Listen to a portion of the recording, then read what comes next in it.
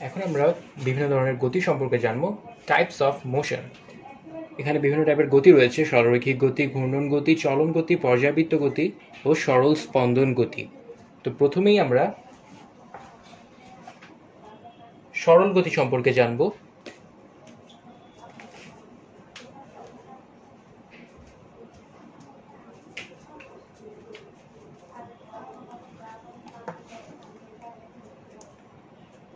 সরল রৈখিক গতি হচ্ছে সবচেয়ে সহজ গতির উদাহরণ। কোনো কিছু যদি সরল রেখায় যায় তাহলে তার গতিটি হচ্ছে সরলরৈখিক গতি। কোনো কিছুকে সমতল পৃষ্ঠে ধাক্কা দিয়ে ছেড়ে দিলে সেটা সরল রেখায় যেতে থাকে। একটা বলকে উপর থেকে ছেড়ে দিলে সেটা সোজা নিচের দিকে পড়ে, কাজেই সেটাও সরলরৈখিক গতি। ছাদ থেকে যদি একটা বলকে এখান থেকে ফেলে দেওয়া হয় তাহলে বলটা একদম সোজা নিচের দিকে পড়তে থাকবে। তাহলে এটা হচ্ছে এক ধরনের সরলরৈখিক গতি বা লিনিয়ার মোশন। এবার আমরা দেখব ঘূর্ণন গতি। কোনো কিছু যদি একটি নির্দিষ্ট বিন্দুর সমদূরত্বে থেকে ঘুরতে থাকে তাহলে সেটাকে বলে ঘূর্ণন গতি। বৈদ্যুতিক পাখা, ঘড়ির কাঁটা এগুলো ঘূর্ণন গতির উদাহরণ হলেও চমকপ্রদ একটা উদাহরণ হচ্ছে আকাশের চাঁদ। চাঁদকে কোনো কিছু দিয়ে পৃথিবীর সাথে বেঁধে রাখা নেই, তবুও এটা পৃথিবীকে ঘিরে ঘুরছে। শুধু তাই নয়, এটা টুট করে পৃথিবীতে পড়েও যাচ্ছে না। এবার আমরা দেখব চলন গতি বা ট্রান্সলেশনাল মোশন। কোনো কিছু যদি এমনভাবে চলতে থাকে যেন বস্তুর সকল কণা একই সময়ে একই দিকে যেতে থাকে তাহলে সেটা হচ্ছে চলন গতি।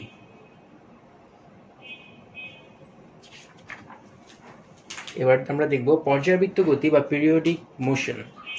কোনো গতিশীল বস্তু যদি নির্দিষ্ট সময় পর পর একটি নির্দিষ্ট বিন্দু দিয়ে একই দিকে একইভাবে অতিক্রম করে তাহলে সেটাকে পর্যাবৃত্ত গতি বলা হয়।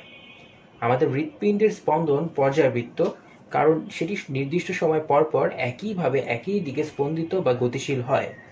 পর্যাবৃত্ত গতি বৃত্তাকার, যেমন ফ্যানের পাখা, ও বৃত্তাকার, যেমন সূর্যকে ঘিরে হ্যালির ধূমকেতুর কক্ষপথ, কিংবা সরলরৈখিক, যেমন স্প্রিংয়ে ঝুলিয়ে রাখা কোনো কিছু দুলতে থাকা হতে পারে। ঘূর্ণন গতি একটি বিশেষ ধরনের পর্যাবৃত্ত গতি। এবার আমরা চলে যাব সরল স্পন্দন গতি বা সিম্পল হারমোনিক মোশনে। একটি বিশেষ ধরনের পর্যাবৃত্ত গতি হচ্ছে সরল স্পন্দন গতি। সরল স্পন্দন গতির বেলায় একটি নির্দিষ্ট বিন্দুর দুই পাশে বস্তু স্পন্দিত হয়। বস্তুটি একেবারে স্থির অবস্থা থেকে শুরু করে ধীরে ধীরে গতিশীল হয়। কেন্দ্রবিন্দুতে সর্বোচ্চ গতিতে পৌঁছায় তখন এর গতি কমতে থাকে। গতি কমতে কমতে এটি এক সময় থেমে যায়, তখন এটি গতিপথ পরিবর্তন করে বিপরীত দিকে গতিশীল হয়। বিপরীত দিকে সর্বোচ্চ গতিশীল হওয়ার পর আবার এর গতি কমতে থাকে, এক সময় পুরোপুরি থেমে আবার আগের মতো ধীরে ধীরে গতিশীল হয় এবং এভাবেই তা চলতে থাকে।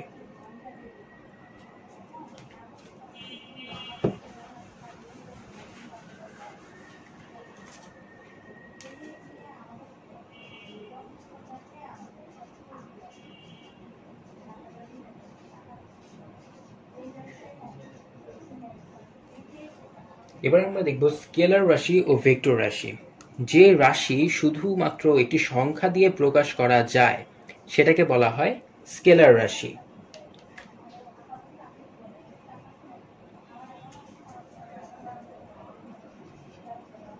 স্কেলার রাশির শুধু মান আছে এবং ভেক্টর রাশির মান প্লাস দিক। যে রাশিকে প্রকাশ করার জন্য মানের সাথে দিকেরও প্রয়োজন তাকে ভেক্টর রাশি বলে। তাপমাত্রা হচ্ছে স্কেলার রাশির উদাহরণ। তাছাড়া সময়, দৈর্ঘ্য কিংবা ভর এগুলো সব স্কেলার রাশির উদাহরণ, কারণ এগুলো শুধু একটা সংখ্যা দিয়ে প্রকাশ করে ফেলা যায়। তোমরা দেখবে অবস্থান ছাড়াও ভেক্টরের উদাহরণ হচ্ছে বেগ কিংবা বল।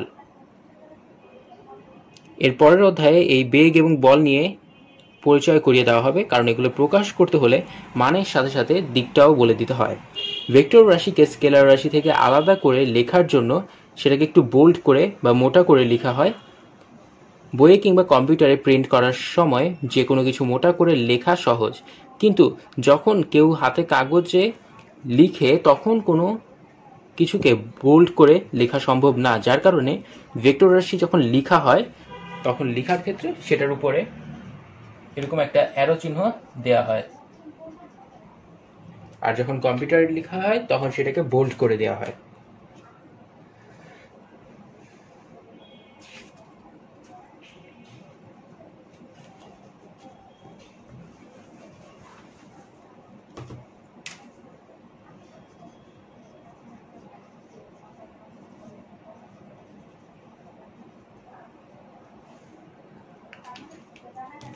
দূরত্ব ও সরণ, ডিস্টেন্স অ্যান্ড ডিসপ্লেসমেন্ট।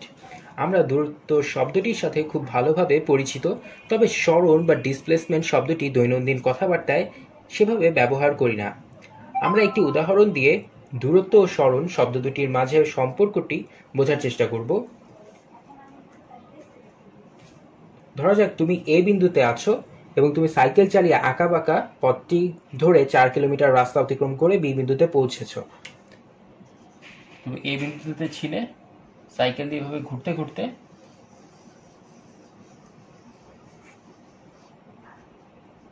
বি বিন্দুতে পৌঁছেছো 4 কিলোমিটার অতিক্রম করে। আমরা বলতে পারবো এ থেকে বি বিন্দুর ভেতরকার দূরত্ব, আমরা বলতে পারবো এই এ থেকে বি পর্যন্ত যে দূরত্ব সেটা হচ্ছে 4 কিলোমিটার। তাহলে দূরত্বটা হচ্ছে একটা স্কেলার রাশি, কারণ আমরা এটার মানটা বলতে পারতেছি। কাজে এ এবং বি এর ভেতরকার দূরত্ব বোঝানোর জন্য কোনো দিকের কথা বলে দিতে হবে না। আমরা এ বিন্দুর সাপেক্ষে এই পথটি ধরে বি বিন্দুর দূরত্ব বের করেছি। এখন ইচ্ছে করলে এই বিন্দুর সাপেক্ষে বি বিন্দুর সরণ বের করতে পারবো।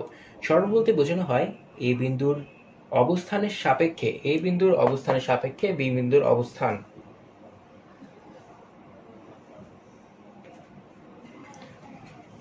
এ বিন্দু থেকে বি বিন্দু পর্যন্ত একটা তীর চিহ্ন সরলরেখা দিয়ে সরণটি দেখানো হয়েছে। দেখো এ থেকে বি,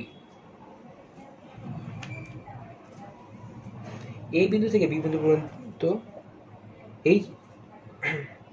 এই সরণের মান 3 কিলোমিটার এবং তীরের দিকটি হচ্ছে সরণের দিক। এই তীরের দিকটাই হচ্ছে সরণের দিক এবং এটাকে ধরলাম আমরা 3 কিলোমিটার। অর্থাৎ সরণ হচ্ছে একটা ভেক্টর রাশি, এর মান ও দিক দুটোই আছে। মেইনলি এই যে এখান থেকে যাত্রা শুরু হয়েছে, শুরু থেকে এই শেষ, এটার মধ্যে যে পার্থক্যটা এটাই হচ্ছে সরণ। আর এই টোটাল যে ঘুরে আসা হলো এটা হচ্ছে দূরত্ব। এখানে হচ্ছে দূরত্বটা হচ্ছে স্কেলার আর সরণ হচ্ছে ভেক্টর।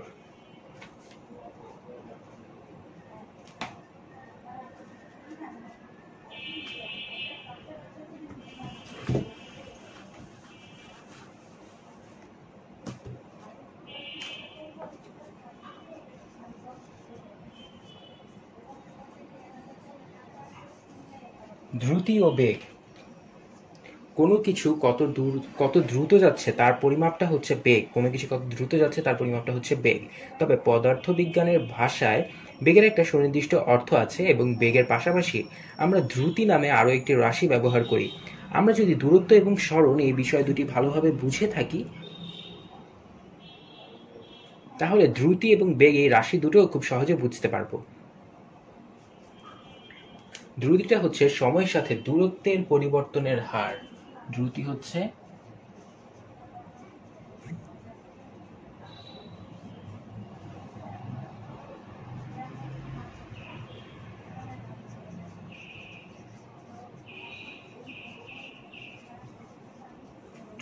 সময়ের সাথে দূরত্ব পরিবর্তনের হার। তুমি যদি 20 সেকেন্ডে 100 মিটার দূরত্ব অতিক্রম করে থাকো তাহলে তোমার দ্রুতি হচ্ছে ভি।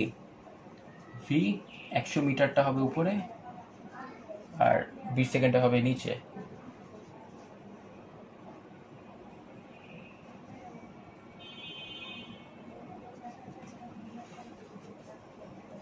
দ্রুতিকে ভি দ্বারা প্রকাশ করা হয় আর এর মাত্রা হচ্ছে এর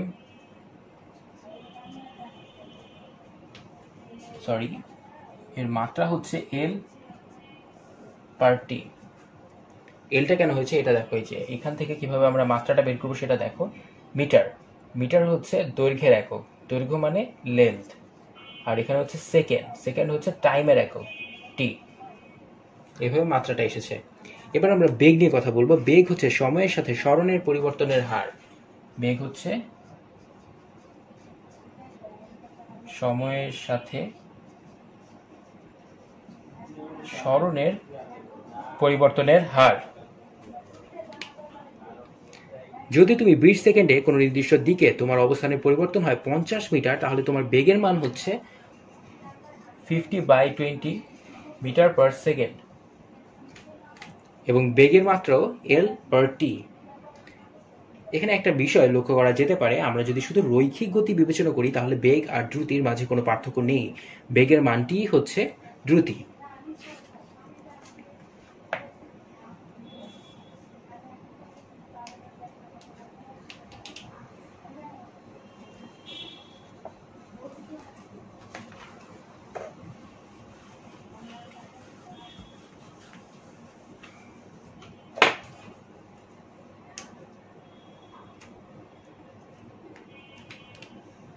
দ্রুতি ও বেগ বোঝানোর জন্য আমরা একটি উদাহরণ নিতে পারি। কতটুকু সময়ে তুমি একটি অবস্থান থেকে অন্য একটি অবস্থানে গিয়েছো সেটি বলে দিতে হবে। ধরা যাক সাইকেলে এ থেকে বি অবস্থানে আসতে তোমার মোট সময় লেগেছে 20 মিনিট।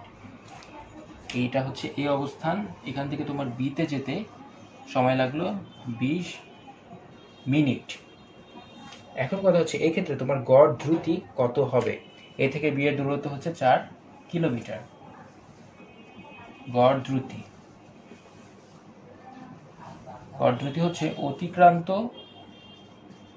দূরত্ব ভাগ সময়। অতিক্রান্ত দূরত্ব 4000 কিলোমিটার, 4 কিলোমিটার, যেটা হচ্ছে 4000 মিটার। আর 20 মিনিটকে যদি আমরা সেকেন্ডে রূপান্তর করি সেটা হবে 20 × 60।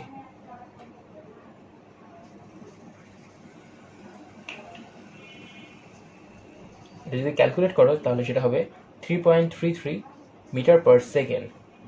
এটা হচ্ছে গড় দ্রুতি। আবার একইভাবে আমরা গড় বেগও নির্ণয় করতে পারবো, তবে সেক্ষেত্রে আমরা হিসাব করব, গড় বেগের ক্ষেত্রে আমরা হিসাব করব সরণ বাই সময়। আশা করি বিষয়টা তোমরা বুঝতে পেরেছ।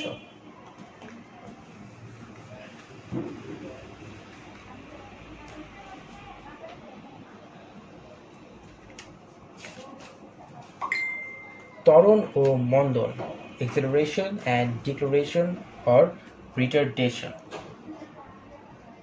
ত্বরণ বা মন্দন। ত্বরণকে এ দ্বারা প্রকাশ করা হয়। ত্বরণ হচ্ছে সময়ের সাথে বেগের পরিবর্তনের হার। সময়ের সাথে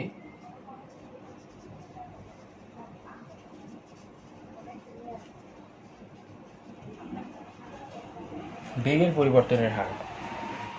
বেগের যেহেতু দিক ও মান দুটোই আছে, তাই বেগের পরিবর্তন দুইভাবেই হতে পারে। আমাদের আগের উদাহরণে আমরা দেখেছি যখন আঁকা বাঁকা পথে সাইকেল চালিয়ে যাওয়া হয়েছে তখন যতবার তুমি বাঁক নিয়েছো ততবার তোমার বেগের পরিবর্তন হয়েছে, অর্থাৎ তোমার ত্বরণ হয়েছে।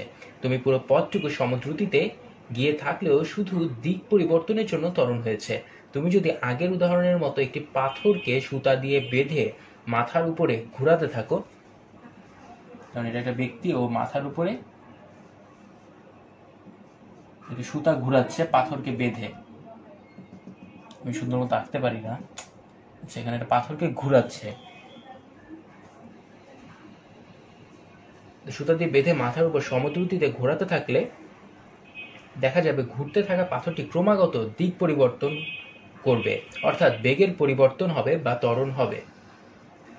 যদি তোমার গতি সরলরৈখিক হয়ে থাকে তাহলে দিক পরিবর্তনের কোনো সুযোগ নেই, তার ত্বরণ হতে পারে শুধু বেগের মানের পরিবর্তনের কারণে। যদি বেগের মান বাড়তে থাকে তাহলে আমরা বলি বেগের দিকে বস্তুর ত্বরণ হচ্ছে, আবার যদি বেগের মান কমতে থাকে তাহলে আমরা বলি বস্তুটির ঋণাত্মক ত্বরণ বা মন্দন হচ্ছে। মেইনলি হচ্ছে এই ত্বরণটা যদি কমে অর্থাৎ মাইনাসের দিকে থাকে সেই ত্বরণটাকে, ঋণাত্মক ত্বরণকেই মন্দন বলা হয়। এটার বিস্তারিত আমরা জানবো যখন আমরা ম্যাথের প্র্যাকটিসগুলো করতে থাকবো, তখন আমরা এটা সম্পর্কে বিস্তারিত জানবো। আপাতত আমরা এইটুকুই জানি।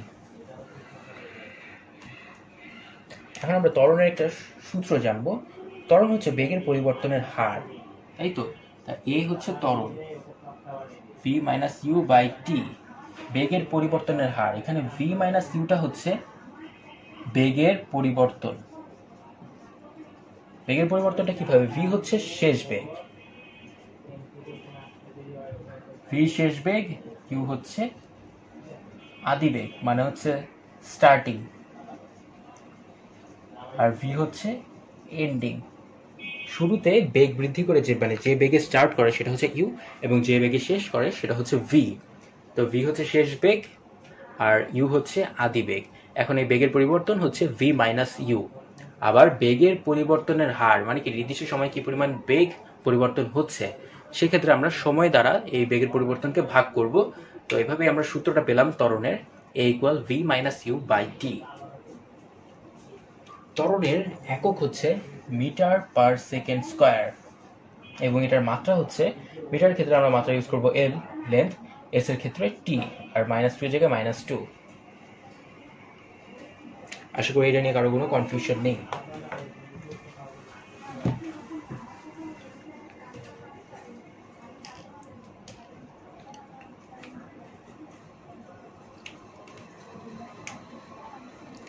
আমরা আচ্ছা থাকে এখানে এখন সূত্রগুলো দিব না, সূত্রগুলো আমরা পরে জানবো, আপাতত এইটুকুই এখনই দেখি। ইকুয়েশনস অফ মোশন, অর্থাৎ গতির সমীকরণ।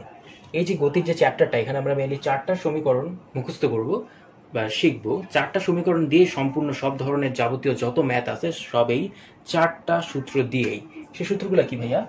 দেখো, s equal v t, s equal UT plus half a t square, আর এটা হচ্ছে ভি ইকুয়াল ইউ প্লাস এটি, আর এটা হচ্ছে V square equal U square plus 2as।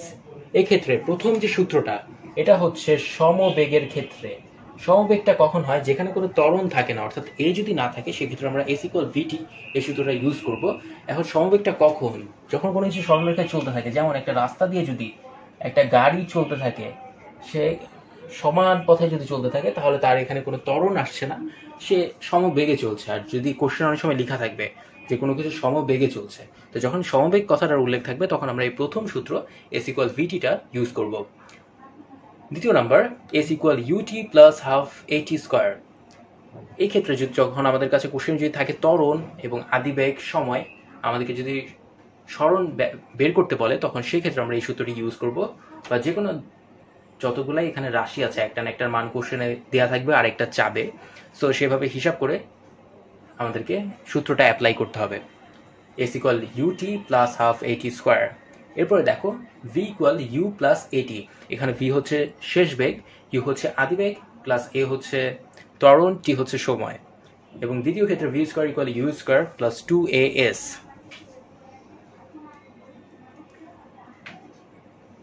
আমরা কিভাবে সূত্রগুলো অ্যাপ্লাই করবো সেটা আমরা পরবর্তীতে কোশ্চেন সলভিং ক্লাসগুলোতে দেখব। কোশ্চেনে অনেক সময় দেখা যাবে যে ভি ইউ দেওয়া আছে, এও দেওয়া আছে, এস এর মান বের করতে বলতে পারে, বা অনেক সময় এস ইউ দেওয়া আছে, ভি বা এর মান বের করতে বলতে পারে, বা ভি ইউ দেওয়া আছে, এ এবং এস এর মান বের করতে বলতে পারে। তো এরকম এক একটার মান, কিছু মান দেওয়া থাকবে, কিছু বের করতে হবে। তো এটা নিয়ে প্যারা খাওয়ার কিছু নেই, ইনশাল্লাহ আমরা সবগুলোই পারবো। কিন্তু প্রথমত আমাদেরকে এই 4টা সূত্র সুন্দর মতো মুখস্থ করে ফেলতে হবে এবং বুঝতে হবে কোনটা কি। এস হচ্ছে সরণ, ভি হচ্ছে শেষ বেগ, ইউ হচ্ছে আদিবেগ, এ হচ্ছে ত্বরণ, টি হচ্ছে সময়। এবং এই সূত্রটার ক্ষেত্রে এটা সমবেগের সূত্র। এখানে বেগ একটাই, কোনো বেগের পরিবর্তন হচ্ছে না।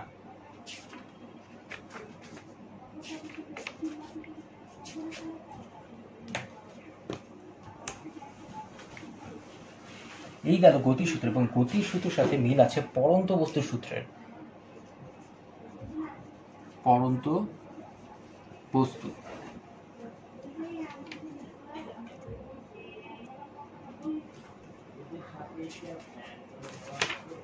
পরন্ত বস্তুর আমরা 3টা সূত্র জানবো। পরন্ত বস্তুর সূত্র হচ্ছে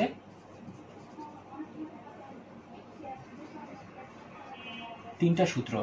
প্রথম সূত্রটা কি? প্রথম সূত্রটা হচ্ছে স্থির অবস্থান ও একই উচ্চতা থেকে, স্থির অবস্থান ও একই উচ্চতা থেকে বিনা বাধায় পরন্ত বস্তু সমান সময়ে সমান পথ অতিক্রম করবে। দ্বিতীয় সূত্রটা হচ্ছে স্থির অবস্থান থেকে বিনা বাধায় পরন্ত বস্তুর নির্দিষ্ট সময়ে প্রাপ্ত বেগ ওই সময়ের সমানুপাতিক। কি বললো? নির্দিষ্ট সময়ে প্রাপ্ত যে বেগ ভি, সেটা ওই সময় অর্থাৎ টি এর সমানুপাতিক। দ্বিতীয় সূত্র অনুযায়ী আমরা জানতেছি ভি সমানুপাতিক টি। এখানে আমি তোমাদের পুরো পরন্ত বস্তুর যে সূত্রগুলা সবকিছু লিখলাম না, কারণ তোমরা ডিসক্রিপশন বক্সে পিডিএফ আকারে সবগুলো সংজ্ঞা, সবগুলো যা যা তোমাদের পড়তে হবে সবকিছু পিডিএফ আকারে শিটের মতো পেয়ে যাবে, সেখান থেকে তোমরা ডাউনলোড করে সবকিছু পড়ে নিতে পারবে। তাই আমি এখানে জাস্ট মুখে বলতেছি, বোর্ডের মধ্যে কিছু লিখলাম না। এবার তৃতীয় সূত্র, পড়ন্ত বস্তুর তৃতীয় সূত্রতে বলা হয়েছে স্থির অবস্থান থেকে, একটা স্থির অবস্থান থেকে বিনা বাধায় একটা পড়ন্ত বস্তু নির্দিষ্ট সময়ে, মনে করো উপর থেকে একটা বস্তু ফালাই দিচ্ছে, এখন এটা নির্দিষ্ট সময়ে টি সময়ে যে দূরত্ব অতিক্রম করবে, ধরলাম এইচ দূরত্ব অতিক্রম করতেছে, যে দূরত্ব অতিক্রম করবে তা হচ্ছে ওই সময়ের বর্গের সমানুপাতিক, মানে কি এইচ সমানুপাতিক টি স্কয়ার। আর প্রথম সূত্রে যেটা বলা হয়েছে, প্রথম সূত্রে এইভাবে কোনো চিহ্ন দিয়ে আমরা বোঝানোর ইয়া নেই, কারণ এখানে বলা হয়েছে স্থির অবস্থান থেকে একই উচ্চতার থেকে বিনা বাধায় বস্তু সমান সময় সমান দূরত্ব অতিক্রম করে। দুইটা বস্তুকে যদি উপর থেকে ফালাই দিই, তারা একই টাইমে একই দূরত্বই অতিক্রম করবে, এটাই বলা হয়েছে। এখন আমরা পড়ন্ত বস্তুর সূত্রগুলো জানবো। আমরা যে গতি সূত্রগুলো দেখছি জাস্ট ওরকমই, একটু চেঞ্জ হয়ে যাবে। পড়ন্ত বস্তুর ক্ষেত্রে ভি আর ইউ সেম থাকবে, জাস্ট এ হয়ে যাবে জি, কারণ পড়ন্ত বস্তুর ক্ষেত্রে আমরা জানি পৃথিবীর অভিকর্ষ ত্বরণের ব্যাপারটা আসে, এবং অভিকর্ষ ত্বরণ হচ্ছে জি দ্বারা প্রকাশ করা হয়, যেটার মান 9.8। আর টি টি থাকবে। আরেকটা সূত্র h equal UT plus half g t square. এখানে দেখো এসটা এইচ হয়ে গিয়েছে, ওখানে এস ছিল সরণ, এখানেও এইচ অতিক্রান্ত দূরত্ব, জিনিসটা একই, জাস্ট পড়ন্ত বস্তুর ক্ষেত্রে আমরা এইচ ইউজ করছি এবং নর্মাল গতির ক্ষেত্রে আমরা এস ইউজ করছি। আরেকটা সূত্র হচ্ছে V square equal U square plus 2gh। এটাও আগের সূত্রটার মতোই, জাস্ট ওই প্রথম যে সমবেগের সূত্রটা সেটা বাদে বাকি তিনটা সূত্র হচ্ছে পড়ন্ত বস্তুর ক্ষেত্রে আমরা অ্যাপ্লাই করব। আশা করি এটা নিয়ে আর কোনো কারো কনফিউশন নেই। তো বেসিক বিষয়গুলো এগুলোই ছিল। তো বাকি যে পরবর্তী বিশদ আলোচনা, সেগুলো আমরা কোশ্চেন সলভিং করতে করতে আলোচনা করব, কারণ কোশ্চেন সলভের সাথে সাথে যদি আমরা বুঝাই, তখন সেক্ষেত্রে তোমরা এটাই আরো ইজিলি অ্যাডাপ্ট করতে পারবা, আরো ইজিলি বুঝতে পারবা। তো সকলকে এতক্ষণ সাথে থাকার জন্য ধন্যবাদ। তোমাদের যদি ক্লাসটা ভালো লেগে থাকে তাহলে তোমরা প্লিজ কমেন্ট করে জানিয়ে দাও, যাতে পরবর্তীতে আমরা আরো ভালো করে আরো গুছিয়ে ক্লাসগুলো রেডি করতে পারি, তোমাদেরকে আরো সুন্দর করে বোঝাতে পারি। ধন্যবাদ।